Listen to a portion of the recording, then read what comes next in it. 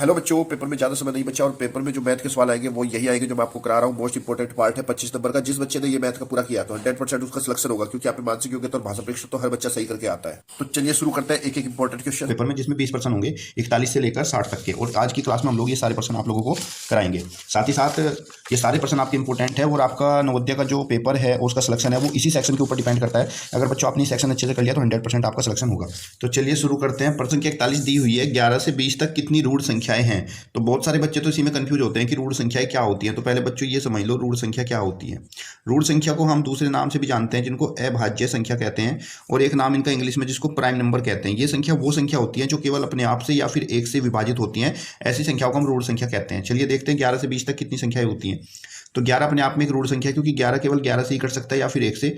उसके बाद 11 के बाद आपका 13 आता है। 13 भी अपने आप से में रूढ़ संख्या है, क्योंकि वो 13 से ही कटेगा। उसके बाद आपका 17 और फिर 19। तो 11 से 20 तक में जो है सिर्फ 4 ही रूढ़ संख्या आती है, 11, 13, 17, 19। ये वो संख्या है जो केवल अपने आप से या फिर 1 से कटती है। तो ऑप्शन नंबर आपका सेकंड 4 राइट आंसर होगा। रमेश व दिनेश की कुल आय जो है वो 1800 रुपये, यानी कि दोनों की आय का जो योग है वो 1800 रुपये है। यदि उनकी आय का अनुपात, रमेश और दिनेश की जो आय है उसका अनुपात हमें दे रखा है 4:5 है, तो रमेश की आय क्या होगी हमें ये बताना है। तो उसके लिए क्या करते हैं बच्चों, हम पहले अनुपातिक योग निकाल लेते हैं। जो भी हमारा अनुपात दिया गया है 4:5, इनका योग निकाल लेंगे। 4 + 5 बराबर कितना हो गया हमारा 9। किसकी आय पूछी है बच्चों, सिर्फ रमेश की आय पूछी है। तब रमेश की आय बराबर, अगर हमें रमेश की आय निकालनी है तो हमारी जो कुल आय है जो कि 1800 रुपये है, कुल आय को इसके अनुपातिक योग से भाग करेंगे। कुल आय भाग 9 और गुणा में, अगर रमेश की आय पूछी है तो रमेश के अनुपात से गुणा करेंगे। 9 दूनी 18, कितना हो गया बच्चों 200, 200 चौक 800। तो रमेश की आय जो है इसमें 800 रुपये हो जाएगी, ऑप्शन नंबर 2। और यहीं पे अगर बच्चों आपसे दिनेश की आय पूछता तो दिनेश की आय में अनुपातिक योग निकालते। टोटल जो हमारा योगफल था, टोटल जो राशि थी उसको हम भाग करते अनुपातिक योग से, और यहाँ जो हमने गुणा रमेश से किया था उस स्थिति में अगर दिनेश की निकालनी होती तो दिनेश के अनुपात से गुणा करते। ठीक है बच्चों, समझ में आ गया होगा क्वेश्चन। अगला देख लीजिए, प्रश्न संख्या 52 हमारा। अगला प्रश्न है, यदि 2000 की आबादी में 40 व्यक्तियों की मृत्यु हो गई हो तो कितने प्रतिशत व्यक्ति की मृत्यु हो गई है। यानी कि हमें मृत्यु दर बतानी है कि मृत्यु कितने प्रतिशत व्यक्ति की हुई है। तो मृत्यु दर जब हम बच्चों बताते हैं तो मृत्यु दर बराबर होता है हमारा मृत्यु जितने आदमियों की हुई है और बटे में कुल आदमी, कुल जितने भी आदमी थे। तो यहाँ पर मृत्यु जो है 40 आदमी की हुई है। किस पर 2000 आदमी पे। तो 40 बटे में 2000 और गुणा में 100। ठीक है, इसको हल कर देंगे। 2 जीरो से 2 जीरो, इस जीरो से ये भी कट गई, 2 दूनी 4। तो यहाँ पे बच्चों 2% व्यक्तियों की क्या हो गई है मृत्यु। कभी भी मृत्यु निकालनी होती है तो जितने व्यक्तियों की मृत्यु हुई बटे में कुल व्यक्ति और गुणा में 100, तो हमारा मृत्यु प्रतिशत आ जाता है। इसी तरीके से अगर हमें जन्म दर निकालनी होती है तो कितने बच्चों का जन्म हुआ बटे में कुल कितनी आबादी थी और गुणा में 100, तो वहाँ पे जन्म दर आ जाता है। अगला प्रश्न देख लीजिए, कार्य और समय का प्रश्न है और मैं आपको ऐसे बताऊंगा कि आप इसको चुटकियों में हल करोगे। राम किसी कार्य को 10 दिन में कर लेता है। राम जो होता है किसी काम को 10 दिन में करता है, और वहीं पर मोहन किसी काम को 15 दिन में करता है। मोहन काम को 15 दिन में करता है। तो अगर दोनों एक साथ मिलकर काम को करते हैं तो दोनों कितने दिन में कर लेंगे, आपको ये बताना है। तो बच्चों जब भी दोनों काम को मिलकर करते हैं तब आपको जो दोनों व्यक्ति हैं उनके काम का गुणनफल यानी कि 10 × 15 और भाग करेंगे इनके काम के योगफल से, जितने दिन में करते हैं उसके योगफल से। तो 10 + 15, 15,150 और भाग में 10, 15, 10 कितना हो गया 25, 25 छिक्का 150, कितना हो गया 6 दिन। तो दोनों मिलकर जो है कार्य को 6 दिन में कर लेंगे। ऑप्शन नंबर आपका 1 राइट आंसर हो जाएगा। एक ऑटो रिक्शा की गति 90 किलोमीटर प्रति घंटा है, तो 4 घंटे 40 मिनट में उसके द्वारा तय की गई दूरी कितनी होगी। तो बच्चों दूरी बराबर होता है हमारा, दूरी का सूत्र होता है चाल गुणा समय। चाल गुणा समय। अब यहाँ बात करते हैं चाल की। तो चाल आपको दी गई है 90 किलोमीटर प्रति घंटा। ठीक है, और जो हमें यहाँ पे बच्चों समय दी गया है ना, हमारा समय हमारा यहाँ पे किसमें 4 घंटे और 40 मिनट। तो समय हमारा घंटे और मिनट में दिया गया है, और अगर हम ऑप्शन देखो तो सब किलोमीटर में है। तो बच्चों जब 4 किलोमीटर प्रति घंटा में है तो समय हमारा टोटल घंटे में होना चाहिए। तो इस पूरे समय को हम घंटे में बदलेंगे। कैसे बदलते हैं देख लो, 4 घंटे तो पूरा पूरा समय है ही, प्लस ये जो 40 मिनट है तो 1 घंटे में हमारा कितना होता है बच्चों 60 मिनट होता है। कितना 60 मिनट। तो अगर मिनट को घंटे में बदलेंगे तब हमें उसको 60 से भाग करना पड़ेगा। तो 40 बटे 60 करेंगे, 0 से 0 कट गया, 2 दूनी 4, 2 तिया 6। तो कितना समय हो गया 4 + 2/3, और ये टोटल हमारा घंटों में बदल चुका है। अब हम इसको हल करेंगे तो 4 तिया 12, 13 14, तो 14/3 घंटे हो जाएंगे टोटल। हमें बतानी थी कि दूरी क्या होगी, तो मैंने बताया दूरी बराबर चाल गुणा समय होगा। तो चाल हमारा कितना है बच्चों 90 है, और समय हमारा जो आया घंटे में टोटल 14/3 आया है। यहाँ से हम इसको हल कर लेंगे। 3 से 90 काटेंगे, 30 या 90, 30 बार कटेगा और 30 गुना 14 की 30 और 14 की गुना करेंगे तो 30 और 14 की गुना करने पर 14 या 42, 420 किलोमीटर आएगा। ऑप्शन नंबर आपका फोर्थ राइट आंसर है। बस आपको ध्यान रखना, जब इस तरह का सवाल आएगा दूरी किलोमीटर में है, समय की घंटे और मिनट में और 4 किलोमीटर प्रति घंटा में, तो ऐसी कंडीशन में जो हमारा समय होगा उसको टोटल घंटे में बदलेंगे। तो अगर मिनट में दिया है तो मिनट को हम 60 से भाग करेंगे और वो घंटे में चेंज हो जाएगा, हल करके टोटल घंटों में निकाल देंगे। अगला प्रश्न देख लीजिए। एक व्यापारी ने 550 रुपये में एक रेडियो खरीदकर उसे 625 रुपये में बेच दिया गया है, तो उसके द्वारा प्राप्त लाभ कितना हुआ। तो बच्चों उसने खरीदा है, यानी कि इसका कॉस्ट प्राइस है 550 रुपये। ठीक है, 550 इसका कॉस्ट प्राइस है और उसको 625 में बेच दिया, सेलिंग प्राइस है उसका 625 रुपये। अब उसके द्वारा प्राप्त लाभ राशि कितनी होगी। देखो सस्ते में खरीदी थी चीज़ को, महंगे में बेची और हमसे पूछ रहा है उसका लाभ कितना होगा, मतलब प्रॉफिट कितना होगा। तो लाभ बराबर बच्चों जो हमारा विक्रय मूल्य है उसमें से क्रय मूल्य को माइनस कर देंगे। तो 625 रुपये का बेचा और 550 रुपये का खरीद के लाया था, माइनस कर लेंगे। 5 में से 0 गया 5 और यहाँ पे 12 में से 5 गया 7, तो यहाँ पे उसको बच्चों 75 रुपये का लाभ हो जाएगा। शुद्ध लाभ उसका 75 रुपये। ऑप्शन नंबर 1 आपका राइट आंसर है। अगला प्रश्न देखिए, ये भी बहुत इंपॉर्टेंट है और हर बार पेपर में एक प्रश्न ऐसा आता ही है। ये आपका तुलना से प्रश्न है। ठीक है, चलिए देखते हैं प्रश्न को कैसे करना है। देखो बच्चों, अगला प्रश्न जो है आपका बहुत ही ज़्यादा इंपॉर्टेंट है। एक परीक्षा में आकाश ने मीनू से 10 अंक अधिक प्राप्त किए तथा संजय ने मीनू से 15 अंक कम प्राप्त किए। इन तीनों ने कुल मिलाकर 10 अंक प्राप्त किए, तो संजय के अंक ज्ञात कीजिए। तो अब खास बात यह है कि आकाश के अंक जो है वो भी मीनू से कंपेयर है और संजय के अंक है वो भी मीनू से कंपेयर है। तो आप यहाँ पे ऐसा लिखो कि माना जो मीनू के अंक है, माना मीनू ने जो है वो x अंक प्राप्त किए, तो मीनू ने अगर x किए तो आकाश ने मीनू से 10 अधिक अंक प्राप्त किए हैं, तो आकाश के अंक हो जाएंगे x + 10। ठीक है, और संजय ने मीनू से 15 कम प्राप्त किए हैं, तब संजय के जो अंक होंगे वो मीनू से 15 कम होंगे। मीनू के x हैं तो x - 15, और इन तीनों के जो कुल अंक है वो 310 है। मतलब अगर तीनों को मैं जोड़ दूं, मीनू के अंक को, आकाश के अंक को और संजय के अंक को, तीनों को अगर प्लस करता हूं तो प्लस करने पर ये जो अंक है वो 310 मिल जाते हैं। हल करेंगे, x कितना हो गया 3x और 15 में से 10 गया माइनस का 5 बराबर 310, क्योंकि माइनस की संख्या ज़्यादा है तब 3x बराबर 310 और ये जो 5 माइनस है इधर आकर बच्चों प्लस का 5 हो जाएगा। बराबर से कोई भी संख्या बदलती है तो उसका निशान बदल जाता है, माइनस है तो प्लस, प्लस है तो माइनस। तो 3x बराबर 310 और 5 315, x बराबर 315 भाग 3, 3 से काट देंगे 3 कम 3 0, 3 पंजे 15, तो x का मान बच्चों 105 आ जाएगा। किसके अंक पूछ रहा था, संजय के अंक बताओ, तो संजय के अंक थे x - 15, तो टोटल अंक आए हैं, x का मान आया है 105, इसमें से 15 हम माइनस कर देंगे। 5 में से 5 गया 0, 10 में से गया 9, तो संजय के जो अंक है वो बच्चों 90 है। Option number 3 right answer. समझ में आ गया होगा बच्चों। अगला प्रश्न देखिए, एक कलम को 12 रुपये में बेचने पर 20% का लाभ होता है, क्रय मूल्य बताओ क्या होगा। सेलिंग प्राइस, विक्रय मूल्य दे रखा है इसका 12 रुपये और लाभ प्रतिशत दे रखा है 20%। आपसे पूछा क्रय मूल्य क्या होगा, कॉस्ट प्राइस पूछ रहा है क्या होगा। तो बच्चों क्रय मूल्य जब हम निकालते हैं तो क्रय मूल्य का सूत्र याद कर लेना। क्रय मूल्य बराबर आपका होता है 100 बटे में 100 प्लस लाभ प्रतिशत और गुणा में विक्रय मूल्य। ठीक है, सेलिंग प्राइस। तो हम यहाँ पे इसको हल करेंगे तो 100 प्लस लाभ प्रतिशत, यानी कि 20 है लाभ प्रतिशत, 100 + 20 120 हो जाएगा और गुणा में 12। इसको हल कर लेंगे, 0 से 0 गया, 12 से 12, तो कितना हो गया 10। तो बच्चों क्रय मूल्य जो पेन का होगा 10 रुपये हो जाएगा। Option number 2 right answer. अगला प्रश्न देखिए, 10,000 की धनराशि पर 18% वार्षिक ब्याज की दर से 1 वर्ष के लिए साधारण ब्याज पर लगाई जाती है, उसे प्राप्त मासिक ब्याज कितना होगा। तो बच्चों ये हमारा मूलधन दे रखा है हमें 10,000 रुपये, मूलधन हमारा 10,000 रुपये है और दर हमें दे रखी है वार्षिक 18% और समय हमारा है यहाँ पे बच्चों 1 वर्ष। तो पहले हम ब्याज निकाल लेते हैं। ये ब्याज हमारा वार्षिक यानी कि 1 साल का है, जो कि होता है मूलधन गुणा दर गुणा समय और बटे में 100। मूलधन हमारा है 10,000, समय 1 वर्ष और दर हमारी 18% और भाग कर देंगे 100 से। इसको हल करेंगे, 0 से 0 कटेगा, 18 की 100 से गुना करेंगे तो 1800 रुपये हमारा ब्याज आ गया। और ये बच्चों 1 वर्ष का है, ये ब्याज हमारा 1 वर्ष का है। लेकिन पेपर में पूछा है कि प्राप्त मासिक ब्याज कितना होगा, मतलब 1 महीने का ब्याज हमसे पूछ रहा है कि 1 महीने का ब्याज कितना होगा। तो बच्चों टोटल 1 वर्ष का ब्याज है 1800 रुपये। इस 1800 को, ये 1 वर्ष में होते हैं 12 महीने, तो हम 12 से इसको क्या करेंगे, भाग कर देंगे। 12 × 12 बचे कितने, 6, 12 पंजे 60 और 0, तो कितना हो गया 1 महीने के ब्याज 150 रुपये। ऑप्शन नंबर 3 आपका राइट आंसर होगा। अगला प्रश्न देखिए आपका आलेख से है और ये बहुत ही इंपॉर्टेंट प्रश्न है, बार बार पेपर में पूछे जाते हैं। कह रहा है कि किसी निम्नलिखित आलेख में किस देश की प्रति व्यक्ति औसत मासिक आय जो है 1,000 रुपये है। तो ये हमारा एक्सिस है, ये एक्स है, ये वाई, और इस पे औसत प्रति व्यक्ति औसत मासिक आय दे रखी है और ये हमारा 1000 है। ठीक है, तो 1000 को मैच करेंगे ऐसे, तो ये देखो कहाँ पे जाके रुका, अमेरिका पे। तो इसका सही ऑप्शन जो है ऑप्शन नंबर 2 हो जाएगा, अमेरिका। कि इस आलेख के अनुसार अगर हम देखते हैं तो हमारे औसत की, जो अमेरिका की औसत आय है प्रति व्यक्ति, वो कितनी है बच्चों, 1000 रुपये है। ठीक है, अगला प्रश्न देखिए, इसमें हमें एक पैटर्न दिया गया, इस पैटर्न के अनुसार हमें बतानी है कि हमारी अगली संख्या क्या होगी। तो ध्यान से देखिए प्रश्न 14, 15, 16। तो 14, 15, 16 है तो अगली संख्या हमारी पैटर्न के अनुसार 17 होनी चाहिए। और इसमें हमारा देखो 29, फिर यहाँ पे 30 छोड़ दिया, 31, 32 छोड़ दिया, 33, तो 34 छोड़कर 35 आएगा।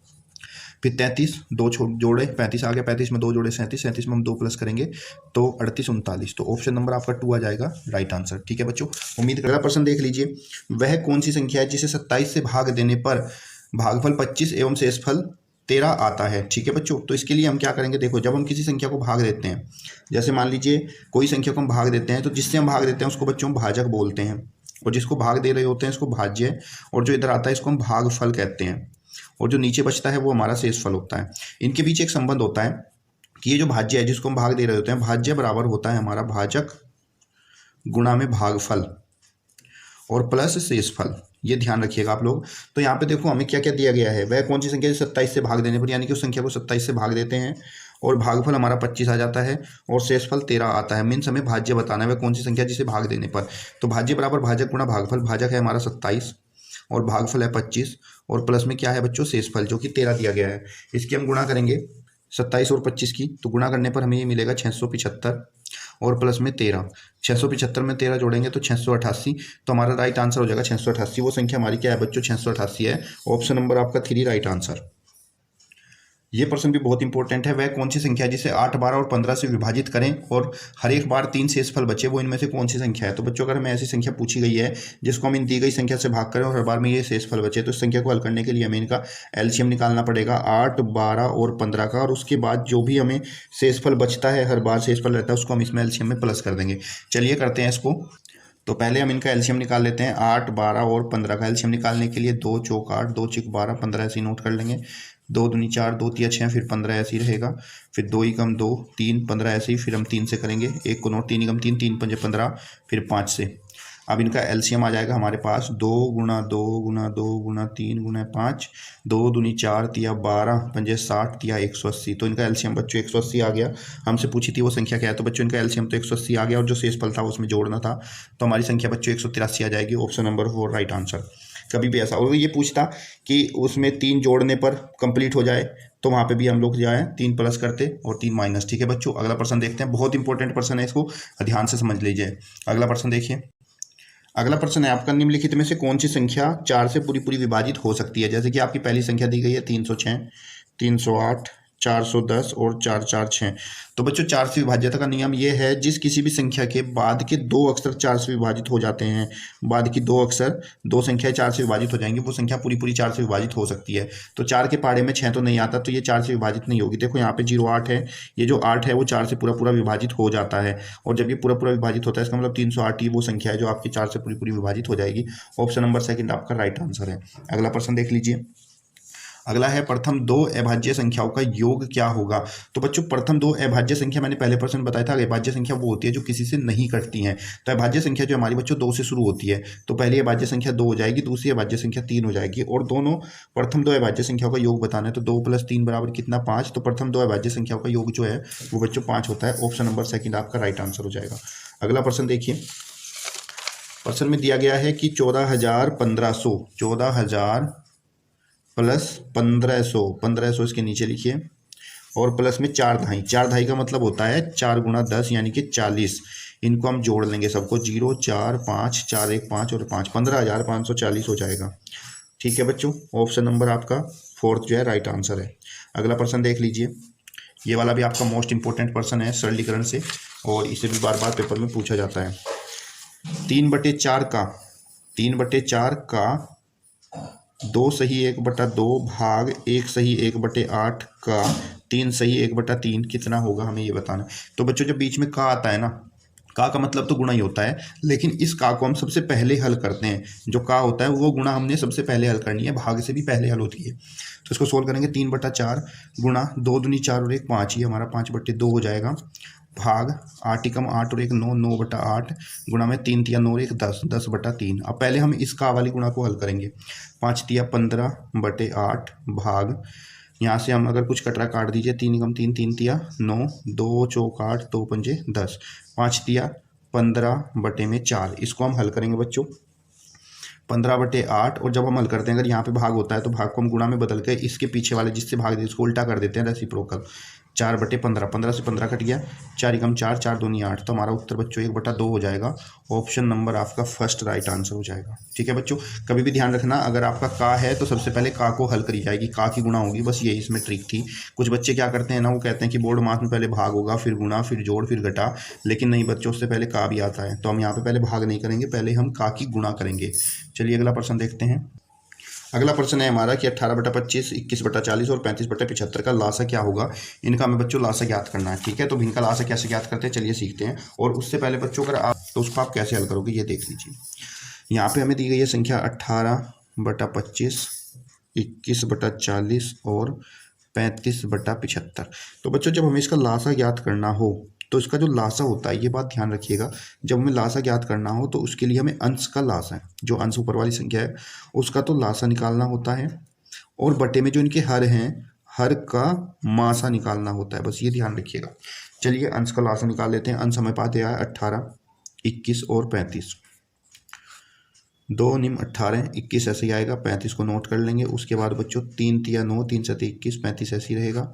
और फिर यहाँ से 3 एकम 3, 7 ऐसे ही, और 35 फिर आप 7 से कर लीजिए, 7 एकम 7, 7 पंजे 35, और फिर यहाँ पे हम बच्चों 5 से कर लेंगे, 5 एकम 5। हमारा एलसीएम यहाँ पे आ जाएगा 2 गुणा 3 गुणा 3 गुणा 7 गुणा 5। इसको हम हल करेंगे तो 2 तिया 6 तिया 18 और 5 सते 35। 18 और 35 की हम गुणा करेंगे बच्चों, 18 35 की गुणा करने पर हमें मिल जाएगा 630। तो ये हमारा इसका जो एलसीएम है वो हमारा 630 हो जाएगा। अब जो हर है 25 40 और 75, 25 40 75 इनका मासा निकालेंगे। तो मासा निकालने के लिए बच्चों आप ना भाग विधि का प्रयोग करिएगा। क्या करेंगे, 40 और 25 का निकाल लेते हैं पहले। 25 एकम 25, 40 में से 25 गए 15, उसके बाद 15 से 25 को भाग करिए, 15 एकम 15, कितना बचा 10। फिर जो आप 10 है, 10 से इस 15 को भाग करिए, 10 एकम 10, 15 में से 10 गया 5, 5 से 10 को भाग करेंगे तो पूरा पूरा भाग हो जाएगा, 5 दूनी 10। तो यानी कि 25 और 40 का जो मासा है वो हमारा 5 आ जाएगा। अब इन दोनों का जो मासा आया, इससे हम बची हुई संख्या को भाग करेंगे 75 को। 5 एकम 5, 7 में से 5 गए 2, उतार लिया 5 हमने, 5 5 25। तो ये पूरा पूरा भाग हो गया, मतलब 25 40 और 75 का जो मासा है वो फाइनली 5 आ जाएगा। अब हम इसको हल करेंगे। देखो अंश का लय से कहा था तो लासा कितना हो गया बच्चों, 630 हो गया। और हर का मैंने मासा कहा था, मासा कितना हो गया बच्चों आपका, 5 हो गया। यहाँ से अगर ये कट रहा तो काट देंगे, 5 एकम 5 बचा 1, 5 दूनी 10 बचे 3 और 5 छंग 30। तो कितना हो गया बच्चों, 126। ऑप्शन नंबर 3 आपका राइट आंसर हो गया।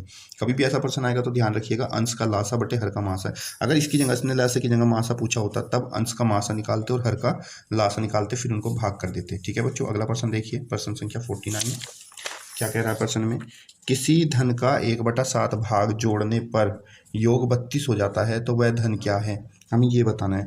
तो आप इसमें मान लेना कि माना आपका जो धन है वो धन आपका रुपये x है। अब ये कह रहा है किसी धन का 1/7, तो धन हमारा x हो गया, उसका 1/7 मीन्स x/7 हो गया। और इन दोनों को जब हमने जोड़ा तो जोड़ने पर ये 32 हो गया। ठीक है बच्चों, इसको हल करेंगे हम। यहाँ से एलसीएम ले लेंगे, 7 आ जाएगा, 7 एकम 7x प्लस में x बराबर कितना 32, 7 और 1 8x बटे 7 बराबर 32।